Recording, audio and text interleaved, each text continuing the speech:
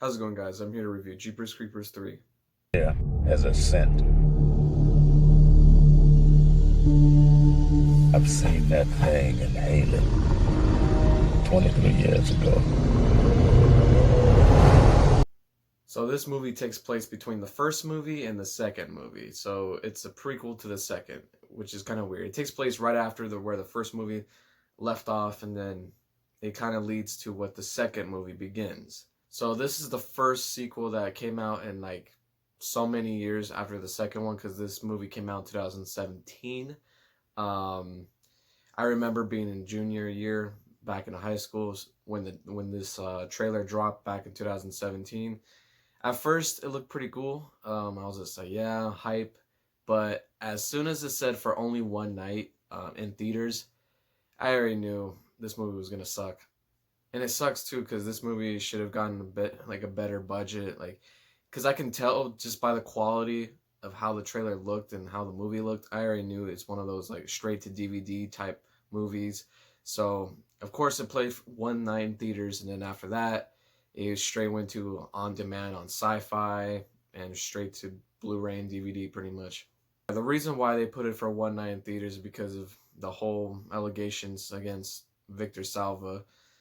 So this movie begins, I guess, like a flashback of the 1970s, like 23 years earlier from the first movie, because the first movie technically in the timeline came out in 2001. So it gives you a little backstory of like Kenny and Darla, I'm assuming, like the two characters that were mentioned in the story in the first movie that happened 23 years earlier. So I'm assuming it took place in the 70s, of how I guess they got killed or whatever, and how they spot the creeper in the first place, and then how they discover the severed creeper's hand. It's kind of weird. So I guess one of the characters decided to keep the creeper's hand until 23 years later. It jumps back to literally seconds after the first movie ended, where the creeper took Derry, and Trisha's running after the creeper, like crying, whatever, right? And then the cops and the police chief from the first movie decided to come out of the police station and pretty much look at the creeper's truck to see if they can find any evidence. And of course, they found that this truck is no normal truck. This truck is like a fucking death trap, pretty much. And you have another character. I honestly I forget these new characters' names because this movie is kind of forgettable, honestly. But there's this character. He has a I guess he has like a cowboy hat. He looks like a bounty hunter. Literally, he looks like the bounty hunter Creighton Duke from Jason Goes to Hell. That's the best way I can describe him. Like the whole bounty hunter outfit, or maybe he's a cop too. And he has a hat. But the point is, like, I guess he's one of the other victims too, or one of the other people that saw the creeper 23 years earlier. So he said what happened before, or what happened here happened before, pretty much. He was telling the commander chief or the cop chief, which he didn't believe him. Of course, so eventually him and the chief are on the road to find the creeper and destroy it once and for all, pretty much. And then you have I guess, you have a whole squad of the creeper hunters, and they literally wear a hat of like I don't know, dude. Like they have a symbol of the creeper, and then they have the cancellation symbol over the creeper in their hats. It's kind of stupid. So pretty much they have like, this guy has his own creeper death squad, and they have their own sentry guns in their trucks and shit like that. And I'm just like, what is going on in this movie already?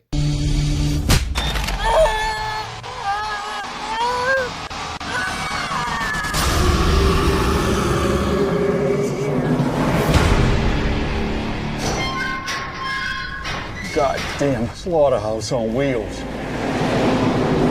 Also, you have another side story. It's like a young girl and a young man. And it's like they're like teenagers, I'm assuming, and then I can tell like they love each other.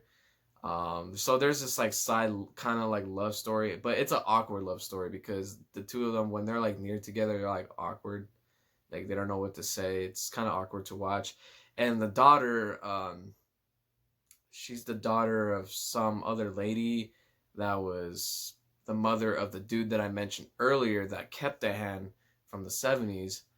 I'm sorry, I forgot all these characters' new names because I'm just gonna, yeah. This is the plot of the movie pretty much. They're just trying to find the discovery, the origins of the creeper, where he came from, and as the creeper is pretty much trying to like hide from his tracks and run away, the commander-in-chief and the dude in the cowboy hat are trying to go after it with his the creeper death squad. So pretty much everyone's out to try to hunt the creeper in a way. So that's the plot in a nutshell. Even though I don't remember these new characters' names, I am going to say the good stuff about this movie and the bad stuff. The good things I could say right off the bat for this movie is that it's good that Jonathan Breck is back as the creeper, which is really cool. It was cool to see the commander-in-chief, or the chief from the first movie. So he's back.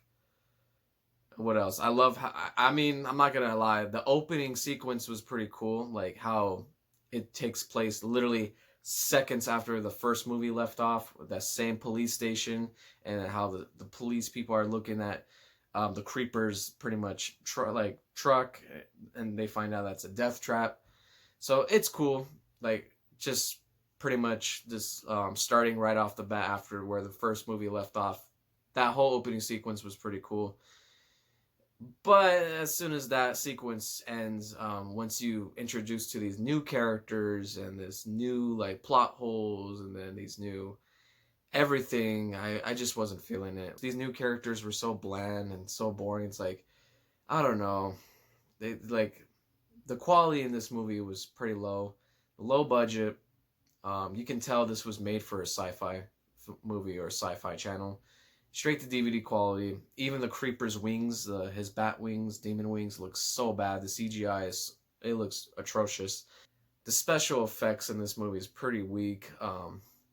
The whole creeper death squad wearing like hats, like wearing like the symbol, it's just out of nowhere. It's kind of stupid, and I don't know. I understand if these were the people that experienced this like in the 70s and this happened before towards them. I mean, yeah, I guess, but like at the same time, it's like you guys decided to show up out of nowhere when the creeper decides to take one kid named Derry. I don't know. That's where I kind of find it hard to believe, but okay. It'll kill anyone that's still here. We need teamwork, shopkeepers, farmers, anyone who's looked this thing eye to eye and lived to tell about it and wants to do something about it. What happened here happened before.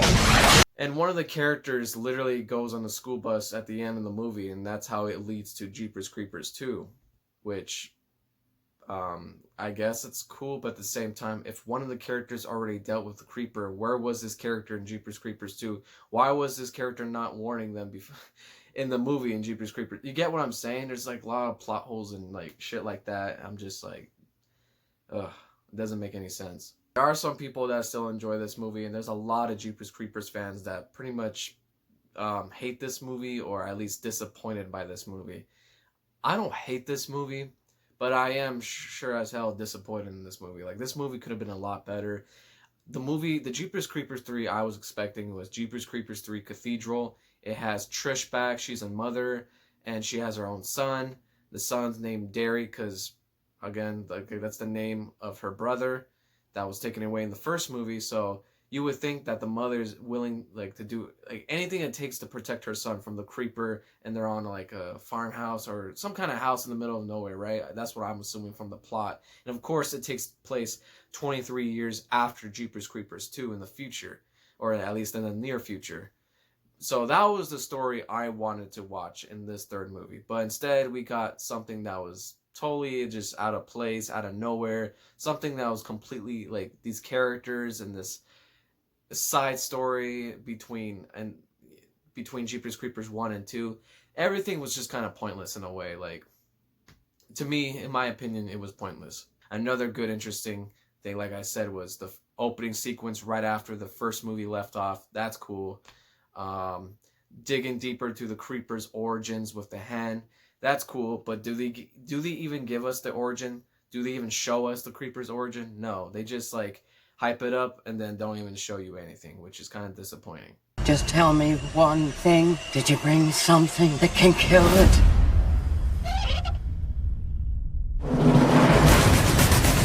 What if the secret to what this thing is the secret of how to kill it? So, this movie's pretty bad. So I would rate this movie a 5 out of 10. It's pretty bad. I've seen worse horror movies than this, don't get me wrong. So it had some interesting points in this movie, or interesting moments, interesting executions, but overall this movie was, the plot was just kind of a waste, to be honest with you. They could have just stick with the whole original screenplay of Cathedral, but whatever. So that was my quick review of Jeepers Creepers 3 2017. Please leave a like, subscribe, and leave a comment, and I'll see you guys in the next one. Fear has a scent. I know it, and it knows me.